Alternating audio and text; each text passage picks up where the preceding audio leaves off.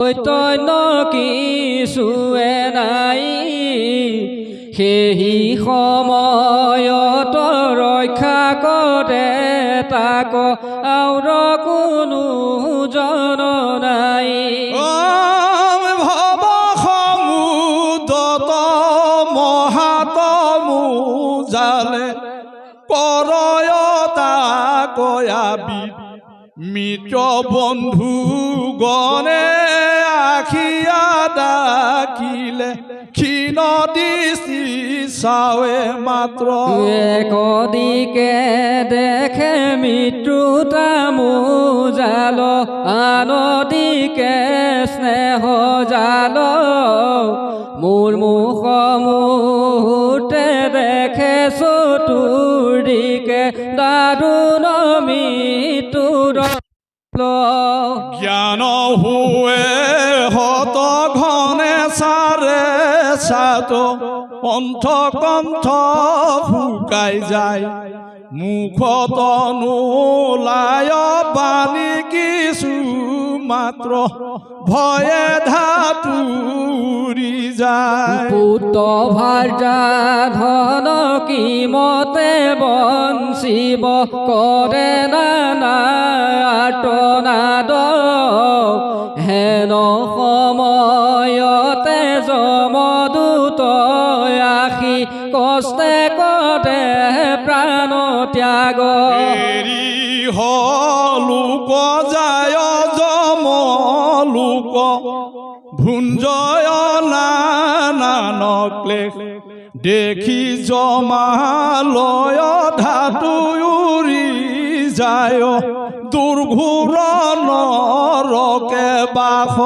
যমজাত নাত যত দুখ পায় বৰ্ণাইতে নাহি শকতি বিষ্ঠামূত্ৰ পূৰ্ণ নৰকে পচয় নাহিকে তাহাৰ মুকুতি।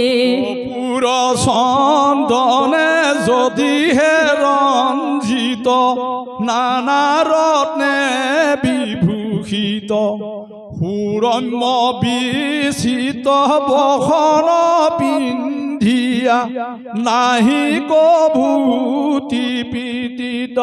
হেন নৰ দেহা ভূতলে পতিত যেবে জীৱ উৰি যায় প্ৰাণ বায়ু বাজ হুৱে কিনো হয় কিহে বাজে লয়া যায়।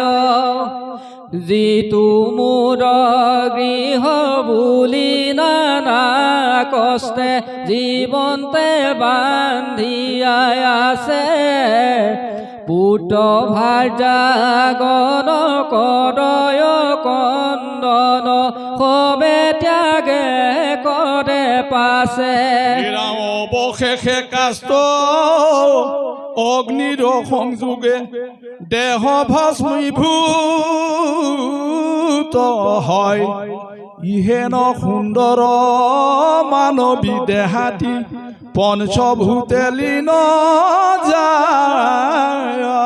নতুবা চিগাল কাক গৃধগণে উদৰ পুৰিয়া খায় কতবা জনম হুৱে ৰূপান্তৰ সি দেহা দেখা নপায়। সমস্ত জগত মায়াৰে আবৃত কৰি আছে সৰ্বকাল। মোৰ পিতা মাতা গৃহিণী দুহিতা ভাবিতে চিত ব্যাকুল। জানাই জগতে নোৱাৰে সততে প্ৰতিকামন কামনা কৰ্ম অনুসাৰে জগতে আখিয়া ও ভুঞ্জয় নানা যাতনা। একদে হৈ দিয়াউৰদে হৈকে হৱে না নাজুনি জাত সংসাৰ বৃক্ষত মাথো জীৱগণ বিশ্ৰাম কৰয় তাত। এ ৰাম যেন বৃক্ষ ডালে সন্ধ্যা কালে আখি নানা পক্ষীয়া মিলে নিশি অৱসানে সবে উৰি যায় ৰজনী প্ৰভাত হইলে। সবে ৰায়েদি হুয়া যায় উৰি নিজে নৈ শ্যামতে সংসাৰত থাকি যত জীৱচয় ভ্ৰমি ফুৰে সেই মতে। সংসাৰত সবে হুয়াই একত্ৰিত জিনক বংশে কতো দিনো আয়ু শেষ হইলে একতে চলয় এৰি এৰি নৰতনু। পক্ষী মানৱৰ এহি পতন্তৰ জন্মিলে মৰিব লাগে মৰিলে জনম পুনু লৈবে আগে এই সংসাৰৰ মাজে। জন্ম মৃত্যু বীজ মৃত্যু জন্ম বীজ জানায়েহি ততসাৰ যেন সৰ্বক্ষণে ঘূৰিয়া থাকয় চক্ৰ যেন কুম্ভকাৰ। জনম মৃত্যুৰ হেনয় ব্যৱস্থা প্ৰকাশিলো তোমাক ৰেতৰ যুক্ত শুনিত সহিতে জন্মেলো নৰজাক। ৰূপে মৃত্যুৰু কৈলো তত্ৰ যত আপুনি শুনিলা ৰাম ই ভৱ সংসাৰ মহাব্যাধি ৰূপ নাহি কাৰো পৰিত্ৰাণ। ইহাৰ ঔষধি মোকে মাত্ৰ জানা আৰু ঔষধি নাই। হেন তত্ৰ পানী কৈলা তজু আগে সীতাকান্ত ৰঘুৰায়। শুনা সভাসদ চৰিত্ৰ শিৱৰ আপুনি কৈলা মহেশ শিৱে একমাত কৰিব খণ্ডন সংসাৰৰ মায়া পাশ। মৃত্যু তৰি বাৰ নাহিকে উপায় শম্ভুৰ কি পাৰ বিনে সমস্ত কহস্বৰ হৰষে নাশক চিন্তা কৰা ৰাতি দিনে। ব্ৰহ্মবিদ্যা যোগ শাস্ত্ৰে কহে শিৱ জীৱৰ উৎপত্তি লয় মহামূঢ় মতি জিতেনে ভনিলে মহাদেৱ তৎস্বয়। ৰাম হেন তত্ৰ জানি চিন্তা খুল পানী তেজি যত আন কাম সংসাৰ তাৰ কৈশ পঞ্চ পাক ডাকি বোলা শিৱৰা শিৱৰা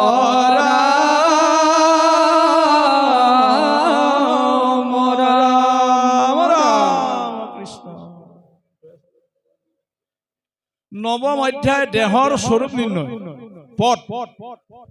এ ৰাম ঈশ্বৰে বুলন্ত শুনা ৰঘুৰ নন্দ কহিব আৱৰ কথা অতি সংগোপন কেন মতে দেহ বৰ্তি থাকে স্বৰূপত কৰিব প্ৰকাশ এবে শুনাখি জাকান্ত মুত হন্তে হুয়াই আছে ব্ৰহ্মাণ্ড উৎপত্তি ধাৰণ কৰিয়াই আছো আমাতে নিষ্পত্তি জগতৰ স্ৰষ্টা তুমি মোতে কেখে জানিবা পালক বুলি ৰাম মোকেখে মানিবা অৱশেষে সমস্তকে কৰো সংহাৰণ সমস্ত বিশ্বৰ জানা মই অধিষ্ঠান শুক্তিতে ৰজত জ্ঞান কৰে জনমত মোতে বিশ্ব আৰু পকৰ যত মোত হন্তে হুৱে সৃষ্টি বিশ্ব চৰাচৰ কিন্তু মই নবু হেতু কাৰ্য কাৰণ সুনিৰ্মল পৰিপূৰ্ণ শত চিত্ৰ আনন্দ অহংকাৰ শূন্য সনাতন শুদ্ধ ব্ৰহ্ম সংগ বিবৰ্জিত মই পুৰুষ শাশ্বত জগতৰ নাথ জানা দশৰথ সুত পৰম বিশুদ্ধ ব্ৰহ্ম নিত্য নিৰঞ্জন অনাদি অনন্ত সদা শিৱ সনাতন মায়াৰ আবৃত কৰি শুদ্ধ ব্ৰহ্ম ৰূপ বিশ্ব কাৰণ জানাই আমাৰ স্বৰূপ ত্ৰিগুণধাৰিণী মায়া ত্ৰিগুণ প্ৰকাশ সতৰ যতমতিনী